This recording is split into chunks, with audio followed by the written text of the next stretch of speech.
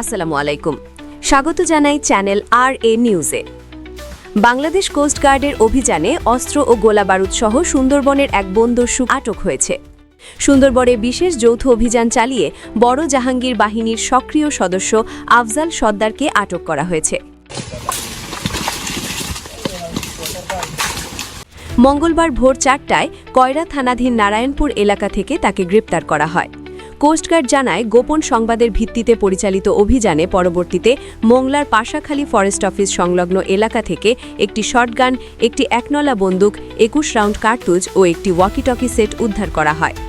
আটক ব্যক্তি দীর্ঘদিন ধরে বড় জাহাঙ্গীর বাহিনীর হয়ে অস্ত্র ও রসদ সরবরাহ করছিল বলে প্রাথমিক জিজ্ঞাসাবাদে জানা গেছে। তার বিরুদ্ধে কয়রা ও ডুমুরিয়া থানায় একাধিক মামলা রয়েছে। ত্রয়োদশ জাতীয় সংসদ নির্বাচন উপলক্ষে কোস্টগার্ড সদস্যদের নির্বাচনী দায়িত্বে নিয়োজিত থাকার সুযোগকে কাজে লাগিয়ে কিছু অসাধু চক্র পুনরায় সুন্দরবনে সক্রিয় হওয়ার চেষ্টা করে। তবে সুন্দরবনকে দস্যুমুক্ত করার দৃঢ় সংকল্প ইতিমধ্যে কোস্টগার্ড বিশেষ সাঁড়াশি অভিযান আরম্ভ করেছে।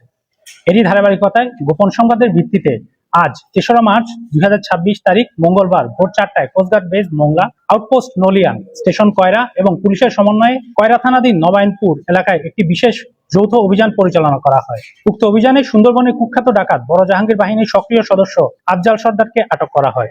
কোস্টগার্ড জানিয়েছে, সুন্দরবনকে দস্যুমুক্ত রাখতে এ ধরনের অভিযান অব্যাহত থাকবে। আমরা দস্যুদের উদ্দেশ্যে বলতে চাই, সুন্দরবনকে দস্যুমুক্ত রাখতে কোস্টগার্ডের অভিযান অব্যাহত থাকবে। এ ছিল বাগেরহাট থেকে আমাদের আজকের প্রতিবেদন। আর এমন গুরুত্বপূর্ণ ও সত্য সংবাদ পেতে চ্যানেল RA নিউজের সাথেই থাকুন। ধন্যবাদ। দেখছিলেন বাগেরহাট প্রতিনিধি রবি ডাকুয়ার রিপোর্ট।